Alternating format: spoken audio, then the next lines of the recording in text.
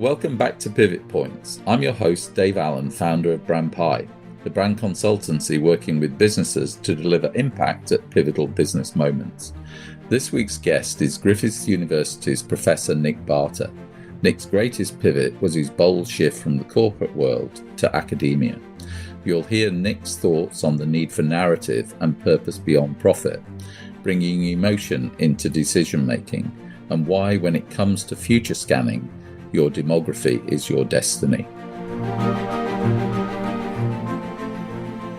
Welcome, Nick. Thanks, Dave. Lovely to be here. Good, great. Well, let's kick off by you just talking a little bit about your journey, and if you want to draw on some pivotal moments in your career, feel free to do so. But let's just help our listeners understand your amazing background. Okay, so I'm a professor in strategy and sustainability at Griffith Uni in Brisbane, Australia. I've been there for 11 years or more now. I've also recently set up my own company called Future Normal, which is advises organizations on their narrative frameworks. But my journey has involved academia and corporate life as well. So, back in the late 90s, early 2000s, I was living in London, working in telecoms and doing corporate strategy and then marketing. And then in the mid-2000s, I pivoted into academia to explore organizations with very progressive visions and mission statements and what were they doing that was different. And that's, the last 11, 12 years of my life has been that or more. And then most recently, I set up my own company, as I said, and pivoted out. So what made you go from sort of business to academia? That's a pivot. The biggest pivot there was probably wanting to find a way to have businesses, in my mind, realize the potential even more. One of the things I was struggling with was a lot of businesses will apply a very simplistic algorithm of making as much money as possible. And I totally understand that. But what gets excluded from that is, how do you build long-term value in an organization? How do you build your organization as a long-term institution that will enable great outcomes, not just for itself, but for all of us along the way? And that kind of problem was bugging me and kind of inside me. And so that's why I entered into academia, to give myself the time and space to kind of explore that, see what the books had to say, see what the theories were, but then also speak to companies that were, in my mind, getting that, offering a new algorithm about what a company could be. And so in modern parlance, these would be companies at that time that were, Ecover was one, Ecotricity was one, Patagonia, etc. These types of companies were the ones that I was researching and looking at to say, okay, what's going on here? They're doing something different. They're trying to offer a different way. What can we learn from that? And so that's why I jumped into that, because I find looking after numbers is very easy, but finding that space of doing great things by us all is much more an adaptive value judgment problem.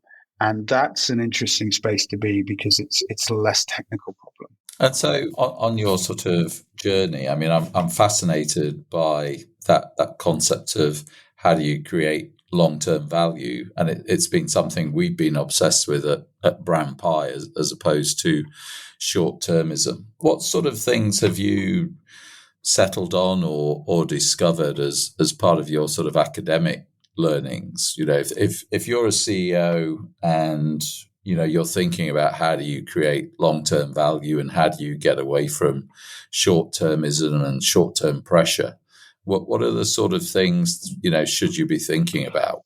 I think my core thesis on that probably has emerged through time, and I found different language through time. But most recently, it would be, what's the story of your company? What's the narrative of your company? And so let me just explain a little bit more. I think for me, that gets to the vision, mission, purpose, that kind of mix of whatever that is, the what, where, why, and how of the organization. I think that really matters. And for me, that's about, where do you go in terms of, is the organization, for example, about just being number one in its market? Now, the CEOs I've met along my way in my life, and being a professor, you can push this way at times, is like when they want to be the leader in their market, I always say to them, so what? And so what that allows me to do is say, well, if that's all you want to be, that's a very limited horizon. What you should be thinking about is how you can use the power of your organization to build lasting employee loyalty and lasting customer loyalty through being about an idea, solving problems the world faces, or thinking about the next generation of leaders. And so I often then pivot to talk about legacy. Like all CEOs and so many of us generally will consider, what's my legacy in this organization? And that's an opening that allows me to talk about what are you leaving behind? And particularly then through the lens of, how would you handle a conversation with your kids? Because invariably they'd be teenage kids around what they're doing with their organization. And I typically call that the Greta Thunberg test. So that's the kind of, if you were sitting opposite Greta Thunberg and she was asking you about your business, how would that conversation go down? Now, she's a controversial character, but people tend to get the point or the metaphor. So that's, I think, the key thing for any organization to shift to the long term is, what is the story of their organization? And is it about a big idea beyond the organization itself? There's a whole bunch of technical stuff that comes along for the ride after that around governance and the like, but that's the kind of way in from my perspective. I mean, one thing I've sort of observed over the years is that when you get a chief executive on their own and they're talking to you and they'll often use the words, this feels like therapy. They're getting a lot off their sort of chest. Their business tends to be rational, but what actually drives it and powers it is emotional. And, business schools and companies are not very good at teaching chief executives to manage and deal with emotion. Is that something that you sort of, because a lot of what you were talking about there was emotional drivers of behavior, things that, would get people excited and get them out of bed in the morning. Do you think as a chief executive, as a business, we need to learn more about how we use emotion to drive our businesses forward? Or do you think that, we should just stay in that rational space where McKinsey's are the geniuses that will plan your strategy and where you put your manufacturing space? Because I'd love to see us talking more about the emotional things in business. I couldn't agree with the premise of your question more, Dave. One of the things that I got to be careful, because I could go on for ages about the history of business theory. Oh, go on for ages. But the history of business theory is, it's particularly in a country like the UK or Australia or America, it's very American centric. It's very economic centric, and it's very post economics taking kind of mathematical turn. So to go to your point about the rational, etc., what gets taught in classrooms is what is teachable. And what is teachable is more a maths orientation around business. So the Friedman doctrine, profit maximization, accounting, these are all very technical things. So, there's a number here, we want this number to be bigger than that number. That's teachable and understandable. The other thing is, when I say teachable, it isn't just I can relay that information, but also the student receiving that information can go, I understand this. This doesn't challenge me too much, right? And what I mean by that is kind of they can see an inherent logic there. And also most students in most business schools have come through an education system which has reinforced this inherent logic and the answers at the back of the book. The answer is not woolly. The answer is at the back of the book and it's specific. When you start to go into this emotional area and you start to get to these big questions like, what are you here for? What are you actually trying to achieve? What kind of person are you? These are conversations, if you like, that are woolly and fuzzy and rely on people understanding how, to a degree, we're all socially constructed, and also rely on us kind of interrogating who we are and what we are and seeing an inherent malleability in that.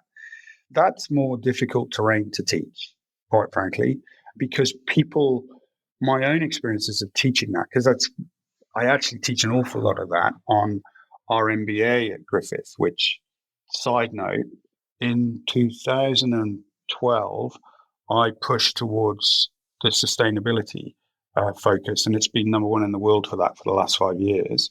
And I teach sustainability and systems thinking on that course. But what I do in teaching that is students all the time are talking about how they're starting to question themselves. They're starting to question who they are. They're starting to question what they've been taught. They're starting to kind of go at some of their base assumptions. Now, the joy of that is they have a really transformative experience. Now, they may have ended up back where they started, but they go through an experience. The challenge of that is some students can really reject that. It can make them angry because it's not easy, because the work of that is not easy. And there is this piece where a lot of people don't recognize we really learn when we're really challenged. We don't really learn when it just tells us more of what we already know. And so to come back to your point, we absolutely need more of this kind of thing going on in organizations. Partly, I would reinforce partly as well, because we I think we make all our decisions emotionally. We just post-rationalize them with the numbers. So how many times? I couldn't agree more. And I've often had that example of who would buy a Ferrari to drive around New York. That has to be 100% emotional that you post-rationalize. Nobody's going to buy a Ferrari to drive around New York, yet they still do it. And so that logic of emotion, and how do we teach people it's okay to talk about the emotional things that drive behavior? Because a lot of the CEOs I've worked with start off feeling uncomfortable about it. And as you start to codify it and make it appear a little bit more logical and a little bit more structured, they get very comfortable with it. And one of the things every time we do a sort of change program where we're sort of trying to change purpose, culture, brand, get those into alignment, there are moments where we create moments where businesses get really noticed. And then it's what they do with that moment. It's what they do in the next 6 months, the next year. But the number of times I've had a chief exec say to me, if I'd have known what I know now about the power of this emotional stuff, I would have done this every single time. And I've just discovered it.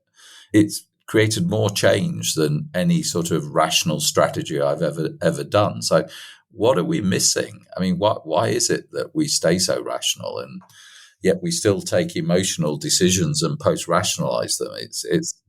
It feels like an elephant in the business room. Yeah, I know, and I don't think I've got good answers for you. I think I chime so much with what you say.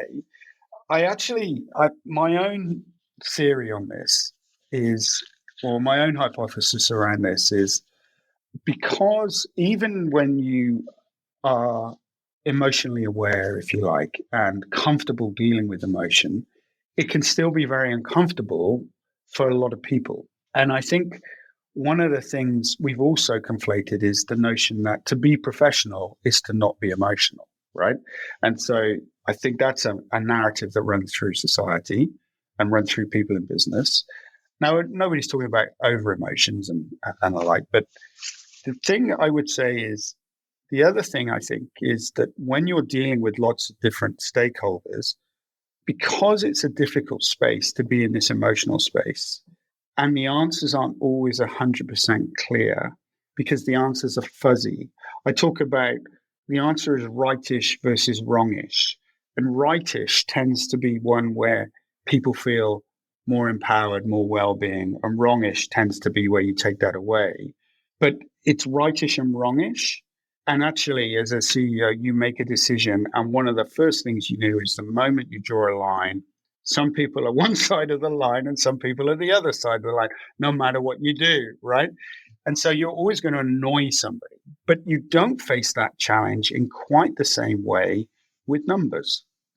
So when you make it a technical problem, when you make every decision about which number is bigger than the other, if you're taking costs out or trying to grow, which number is bigger than the other, you end up with this safer space, I think, because it's just numbers. And I talk about like a might is right. The might of the numbers overrules everything else. However, the challenge, I think, of the numbers is when we only focus on numbers, we dehumanize our organization, we undermine our context, and actually we don't build long-term value. So there's this kind of conflict in terms of we don't like being uncomfortable as human beings. And the easiest way to not be uncomfortable is to say, look at my numbers. My numbers are right. And everybody goes, oh, yeah, okay, your numbers are right. So that's fine. But it's actually not fine, is probably what I'm trying to say. Because we're dealing organizations of people, organization emotions. And the first thing those of us that really understand this with numbers can start to get to is that space where we go, the numbers can be whatever we want them to be. If we don't get the people aligned, they're never going to be right. And so I do think there's this tension of where we feel safe and most comfortable. And this ultimately safe space is this kind of numbers space at the moment because of the history of business theory and how we're taught, and even our history of how we're taught in school and all that. Yeah, that's a brilliant insight. And, I mean, there's a bit of hope. I mean, we do quite a bit of work with a small number of private equity firms where, if anything was driven by numbers, it was mergers and acquisitions in the 90s and the noughties.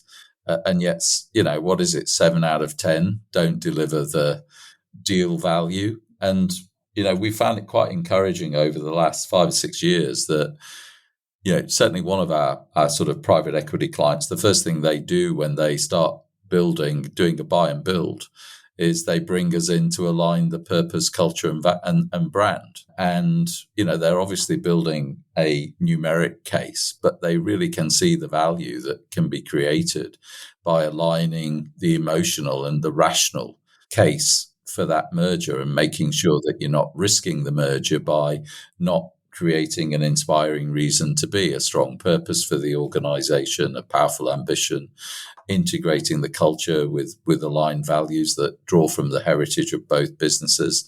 It's sophisticated stuff, but when you get that right, the opportunity to create greater merger value is there. And, hopefully, more and more people will see the importance of that emotional stuff.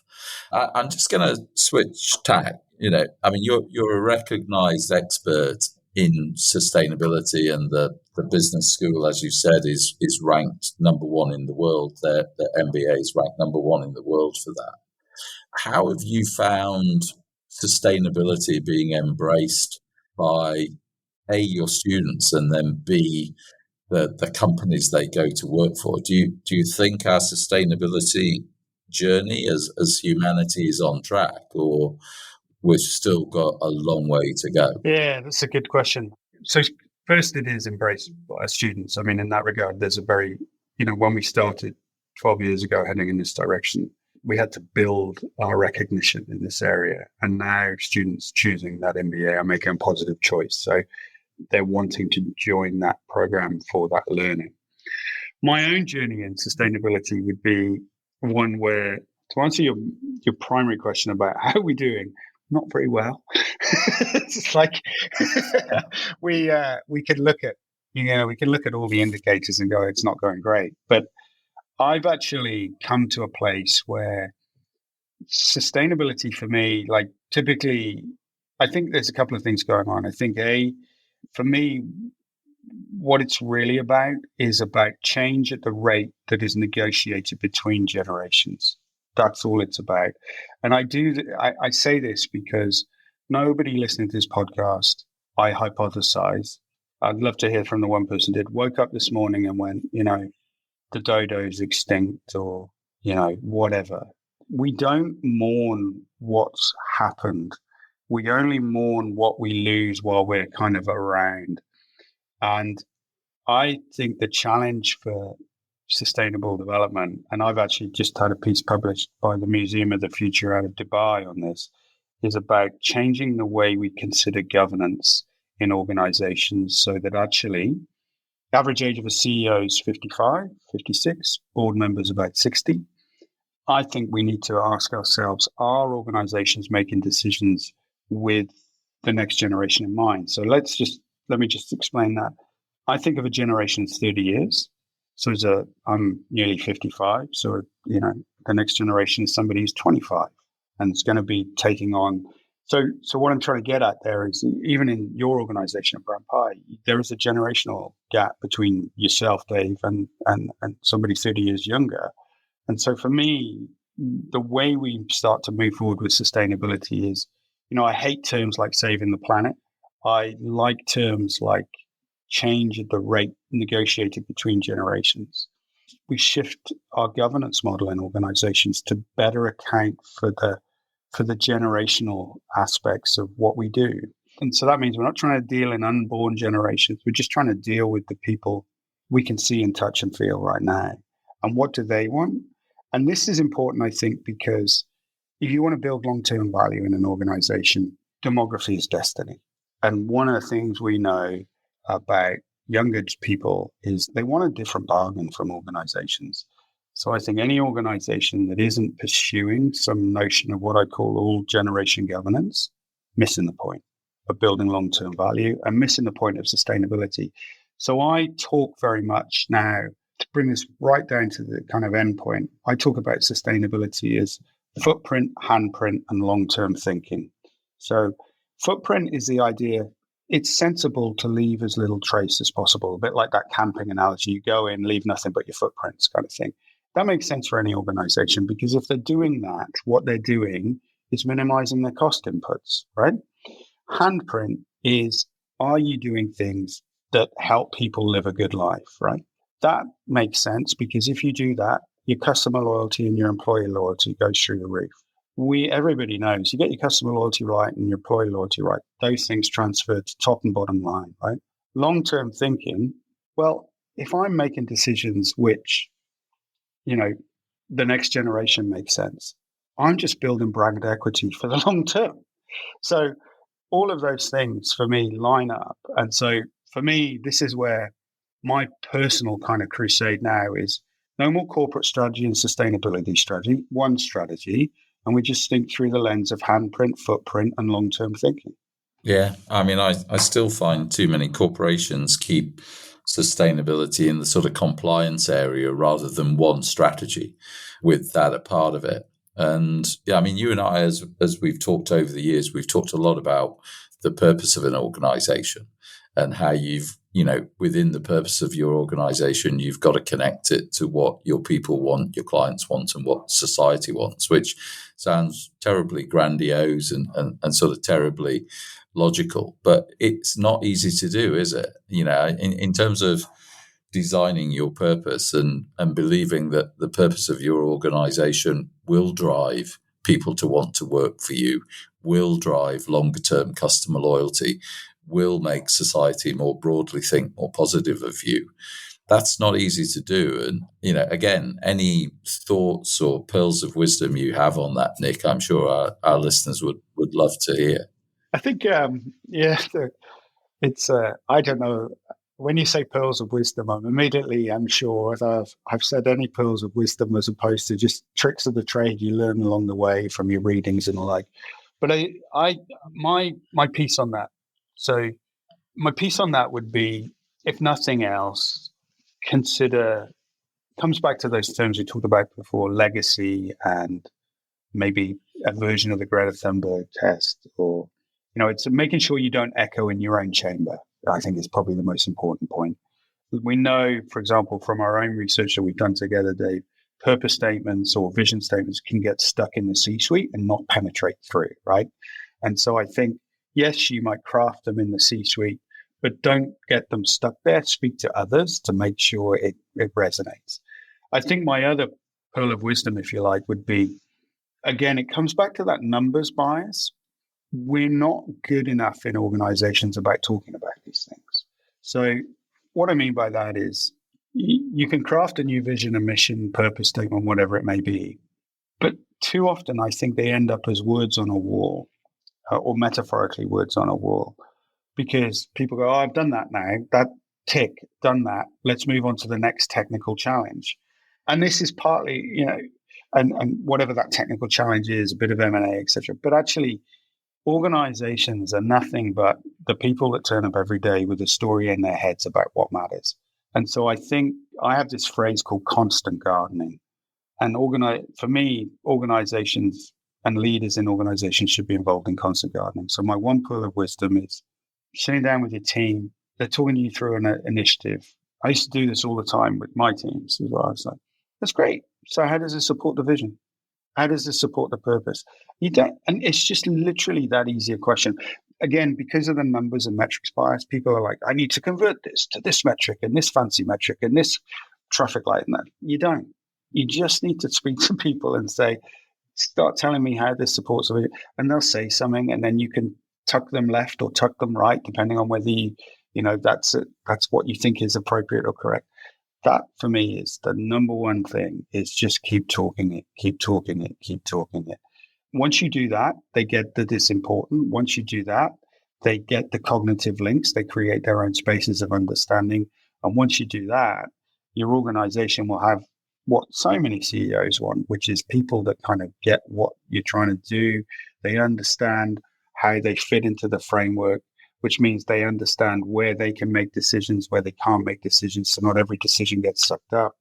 They understand what it means to pursue that vision or mission or whatever it may be, and be motivated by that, but also think about, we need to change up here in order to deliver this. Because just as a sidebar, did a review of, in Australia, the ASX 100 and their values. And like number one is collaboration, but number 2 or 3 is everybody wants the same thing. They want innovation, they want collaboration.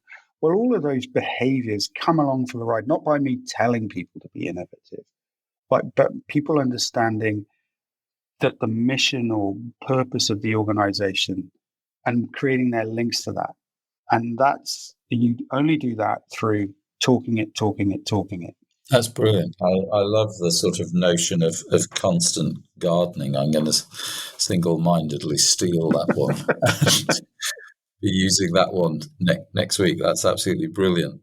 And I mean, thank you so much for sort of participating in the podcast. We always end with a little bit of fun and a little fun fact. And I know you're a keen flight board enthusiast, and tell us a little bit about that. How'd you get into that, and what is it? Is it like kiteboarding with a sail, or is it different? No, it's like taking a boogie board and slapping a propeller on it. Oh, right, okay. So this is one of those things that comes out the water on a hydrofoil. Yeah, it comes out of the water like a hydrofoil. And how did I get into it? Do you know, I don't know. I think YouTube probably served me something, and I looked at it and I was like, that's cool. I want to do that. And so where I live in Brisbane, I contacted a guy, and I can go up and do it on a lake. And if anybody remembers, like, I'm a child of I was born in 1970. So in the 80s, I was reading a comic called 2000 AD. And in 2000 AD, there was this guy who surfboarded through the air called Chopper. This flight boarding, when I do that, I am Chopper in Mega City 1 with Judge Dredd. It's amazing. You've got great core stability there. Only some people will get that reference, but I do hope somebody listens to this podcast and gets that reference. I'd love to hear from them. No, I'm going to find out. I'm going to have to look that one up. Anyway, Professor Nick Barter, fantastic talking to you, and thank you so much for your time. Thank you, Dave. It's been a real pleasure.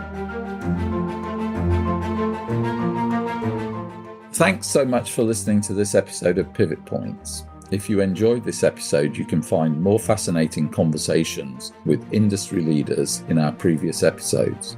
You'll find us wherever you get your podcasts. And if you want to know more about Brand Pi and how we deliver impact in those pivotal business moments, the moments that matter to you, head over to brandpi.com. And at the same time, check out our latest CEO report. There's lots to read and lots to learn. Thanks for listening, and we'll see you next time.